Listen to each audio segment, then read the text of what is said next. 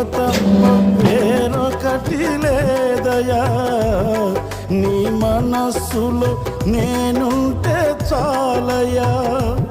బహుకాలముగా నేనున్న స్థితిలో నీ కృప నాయడ చాలునంటివే.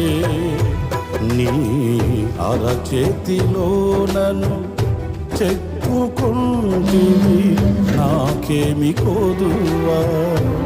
ఈ స్తుతి మహిమలు నీకే చెల్లించెదను జీవితాంతము. ఘనమైనవి స్థిరమైనవి ఘనమైనవి నీ కార్యములు నా ఎడల.